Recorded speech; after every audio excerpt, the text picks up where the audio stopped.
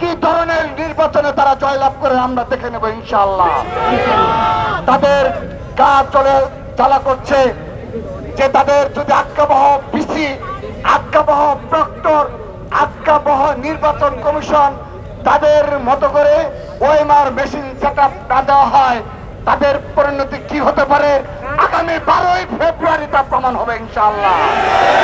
সেজন্য আমি নির্বাচন কমিশনের দায়িত্বশীল কর্মকর্তাদের আহ্বান জানাচ্ছি, আলটিমেটাম দিতে বাধ্য করবেন না। আপনারা সকাল থেকে দেখেছেন হাজার হাজার নেতাকর্মী, আমাদের ছাত্র দলের কেউ কি এই স্থান ত্যাগ করেছে? আমরা আমাদের অবস্থান ধরে রেখেছি, আমরা আরো ধৈর্য সহকারে অবস্থান গ্রহণ করব। কিন্তু আমরা যখন সিদ্ধান্ত নেব আমরা এই রাস্তা ছেড়ে আমরা ভবনের সামনে অবস্থান নেব, আমাদেরকে কেউ রুখতে পারবে না।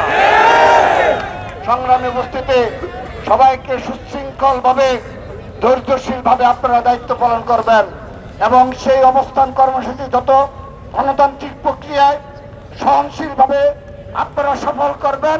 অপর পক্ষে ভোট বাহিনীর স্ট্যাটাস গুলো পরে দেখবেন তাদের কতটা গাত্র দেওয়া হচ্ছে। তারা ইতিহাসে এরকম কর্মসূচি দেখে নাই যে নির্বাচন কমিশনের অভিমুখে কোন পূর্ব ঘোষণা ছাড়াই একদিনের নোটিশে হাজার হাজার ছাত্র দলের নেতাকর্মী এভাবে অবস্থান গ্রহণ করতে পারে, তাদের ধারণা ছিল না। আল্লাহর রহমতে আমরা যুগে যুগে প্রমাণ করেছে, আমাদের অগ্রজরা প্রমাণ করেছে, আগামীতেও ছাত্র দল এভাবেই রাজপথে তার প্রমাণ করবে এবং সব ধরনের দাবি আমরা আদায় করে আজকে এখান থেকে বিদায় নেব ইনশাআল্লাহ। সেজন্য আবারও সবিনয় অনুরোধ জানাচ্ছি আপনাদের, আপনারা দয়া করে আমাদের দাবি বিষয়ে কর্ণপাত করুন, আমাদেরকে বাধ্য করবেন না, আমাদের এই অবস্থান থেকে আপনার এই সম্মুখে অবস্থান নেওয়ার জন্য বাধ্য করবেন না। আর এখানে সম্মানিত আইন শৃঙ্খলা রক্ষাকারী বাহিনীর সম্মানিত সদস্যদের দৃষ্টি আকর্ষণ করছি, ভাইরা আপনাদের সকাল থেকে আপনারা যে ধৈর্যের পরিচয় দিয়েছেন এবং সেই মুনাফেক গোষ্ঠীর মতো সামান্যতম অসহিষ্ণু কিংবা অসহনশীল আচরণ একজন নেতাকর্মী আপনারা করেননি, সেজন্য আপনাদের ধন্যবাদ জানাচ্ছি।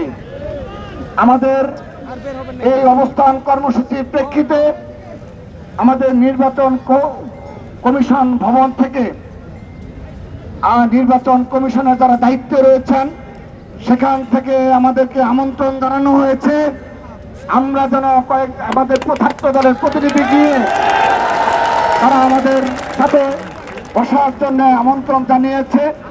আমরাও আপনাদের প্রতিনিধি হিসাবে আমরা কেন্দ্রীয় সংসদের একটি বিশেষ টিম আমরা হয়তোবা যাব, সে বিষয়ে আলোচনা চলছে, আলোচনা করব। তাদের আমন্ত্রণ অবশ্যই গণতান্ত্রিক ছাত্র সংগঠন হিসাবে আমরা অবশ্যই তাদের আমন্ত্রণ গ্রহণ করব।